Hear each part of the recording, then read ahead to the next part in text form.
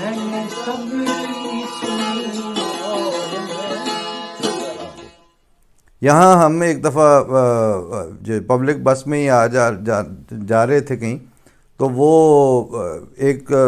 خاتون لگی ہوئی ہیں ٹک ٹک ٹک ٹک، وہ کوئی 1.5 گھنٹہ لمبا سفر تھا، تو اس میں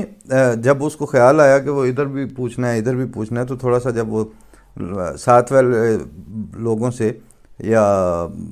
مخاطب بھی ہونا اس نے جب ضروری سمجھ لیا، تو جب ہمارے تک بات آئی تو میں نے کہا کہ آپ تو بہت ویل اٹیچڈ لگ رہی ہیں یہ تھرو انفارمیشن ٹیکنالوجی اور تھرو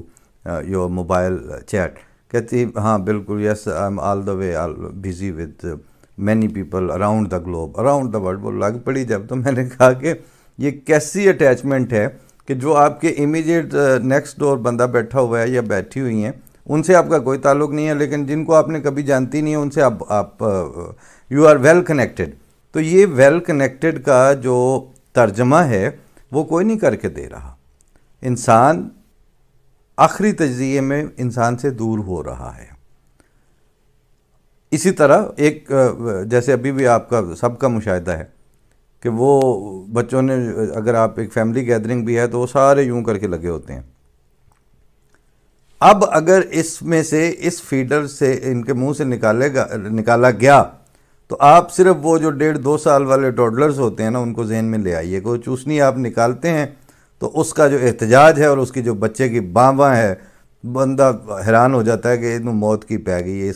اس کا ہم نے بگاڑا کیا ہے. یہ صرف چوسنی ذرا کھینچی ہے نا منہ سے، لیکن اس کی شکل بھی دیکھنے والی ہوتی ہے اور اس کا احتجاج بھی. اس وقت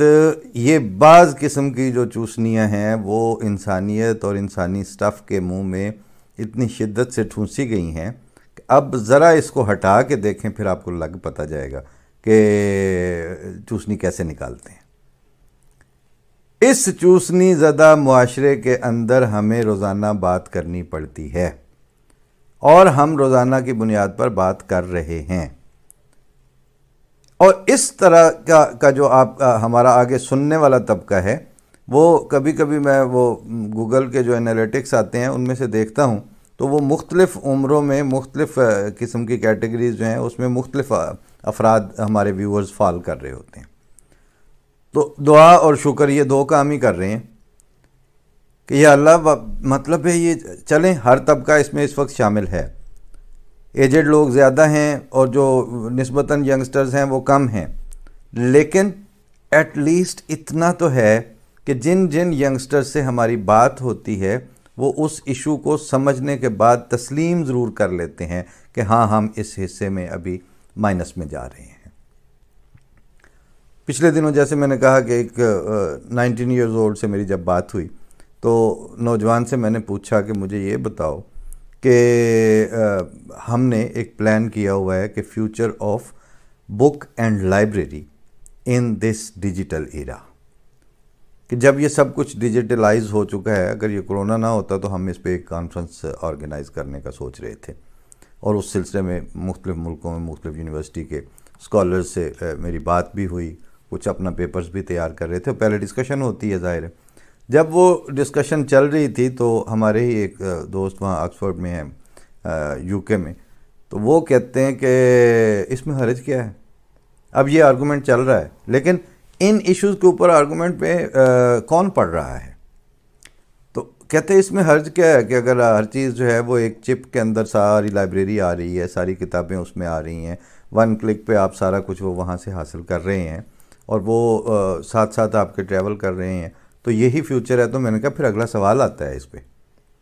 سوال یہ پیدا ہوتا ہے کہ ہر چیز ڈیجیٹلائز ہوتی جا رہی ہے، آپ کو ہر چیز جو ہے وہ اس سے مل جائے گی آن لائن، اور آپ ادھر سے ہی پڑھ لیں گے. میرا معین سوال یہ ہے کہ کیا آج سے 50 سال بعد، چلیں 50 بھی بہت زیادہ ہیں، 20-30 سال کے بعد آپ یہ دیکھتے ہیں کہ کتاب، جو اس طرح کتابیں ہمارے ساتھ موجود ہیں، اور لائبریری جو کہ شہروں میں 4, 6, 10, 15 یونیورسٹیوں کے اندر بہت بڑی بلڈنگ لائبریری کے لیے مخصوص ہوتی تھی، کیا آج سے 40-50 سال کے اندر دنیا کے نقشے میں شہروں کی جو پلاننگ ہے اس میں سے لائبریری وائپ آؤٹ ہو جائے گی؟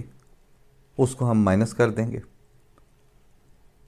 کیونکہ جب کتابیں جو ہیں وہ چپ میں ہی آ جانی ہیں، وہ آپ کی یو ایس بی جو ہے وہ اسی میں اتنی بڑی لائبریری آپ ساتھ لیے گھوم پھر رہے ہیں، تو پھر کیا اس طرح چھپی ہوئی کتاب جو آپ ہاتھ میں لے کے پڑھتے ہیں، ساتھ لے کے ٹریول کرتے ہیں، اس کو اون کرتے ہیں، اس کی لائبریری گھر میں بھی بناتے ہیں، اس کا فیوچر کیا ہے؟ تو چونکہ آرگومنٹ میں پڑھ گئے تو پھر پڑھ گئے، تو کہتے ہیں وہ سب کچھ ٹھیک ہے، اگر جاتا ہے تو چلا جائے، جب چیزیں اویلیبل ہیں اس کا ایک بیسٹ اور اپنا ڈیجیٹل ورژن آپ کو اویلیبل ہے،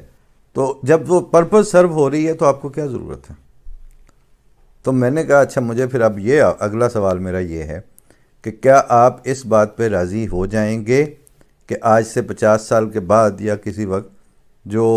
اگر فرض کیا آپ ہوں یا آپ کا بیٹا ہو تو اس کو جو اولاد ملے وہ 3D ورژن ہو اب بیٹے کی جگہ پہ؟ یہ بھی تو اب اویلیبل ہو رہی ہیں نا،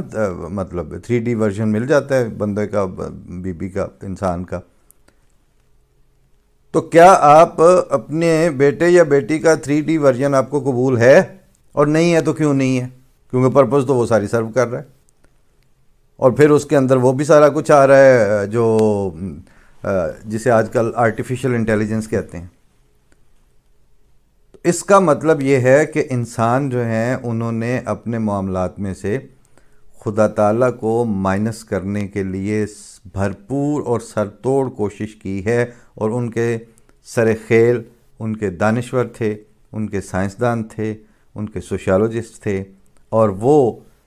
ذرا سی انسانی ترقی ہوتی تھی تو ان کو یہ توفیق بھی نہیں ہوتی تھی، اور وہ یہ کیئر بھی نہیں رکھتے تھے کہ یہ خدا تعالیٰ کی دین ہے یا اللہ تعالیٰ کا فضل ہے۔ ان چیزوں سے اب وہ ناآشنا ہو چکے ہیں، اور ہوتے گئے تو اس کا نتیجہ یہی نکلنا تھا کہ یہ جو میٹیریل ڈیولپمنٹ ہے اور اگلا قدم جو ہے وہ ان کو خدا کے سے دور لے جانا تو بعد کی بات ہے نا، وہ تو پروسیس ہو چکا، اب وہ خدا کے مقابل پہ کھڑا کرنے کی طرف لے کے جا رہی ہے سوسائٹی۔ اور مقابل کا مطلب سیدھا سیدھا کہ ادھر تم ادھر ہم، اور اس کی ابتدا ہم 93-4 کی بات ہے تو قائد اعظم یونیورسٹی میں ہمارے ایک دوست نے ایک ڈائری سی انٹروڈیوس کروائی کہ جناب جو بیچ جا رہا ہے نا وہ سارے اپنے اپنے اس میں سے اوپینین دیں گے۔ تو ایک دوست نے، میرے پاس بھی ایک ڈائری تھی تو میں نے ان کو کہا اچھا چلو میں آپ کو لکھ دیتا ہوں، آپ مجھے، اور اچھے پیارے دوست تھے، اب بھی مختلف جگہوں پر سیٹلڈ ہیں۔ تو وہ جو ایک دوست نے اس میں ایک شعر لکھ کے دیا مجھے کہ متاع بے بہا ہے درد سوز آرزو مندی، اقبال کا شعر ہے، متاع بے بہا ہے درد سوز آرزو مندی، مقام بندگی دے کر نہ لوں شان خدا بندی۔ تو میں نے خیر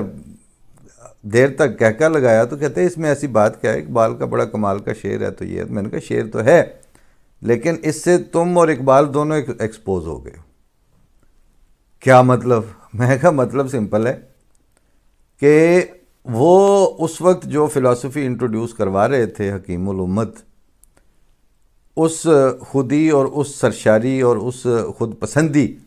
اور اس میں جو اعتماد دیتے دیتے وہ آپ کو خدا کو انڈر ایسٹیمیٹ کرنے کے رجحان کے اوپر ڈال کے فوت ہوئے ہیں۔ اب انہوں نے یہ کہا کہ متاع بے بہا ہے درد سوز آرزو مندی۔ اب یہ سوز اور درد اور آرزو مندی، یہ جو آپ کو سافٹ سے اور بڑے اٹریکٹیو الفاظ دے کے، تو آگے پہ اگلے مصرے میں فرمایا کہ متاع بندگی دے کر نہ لوں شان خدا بندی۔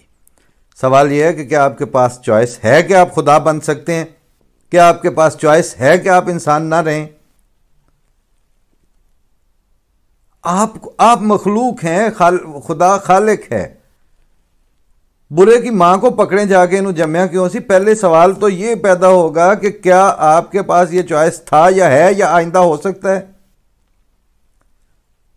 اگلا سوال پھر آئے گا کہ اچھا جی انسان جو ہے وہ اپنے چوائس سے جو ہے وہ متاع بے بہا بندگی کی ہے اس کے پاس،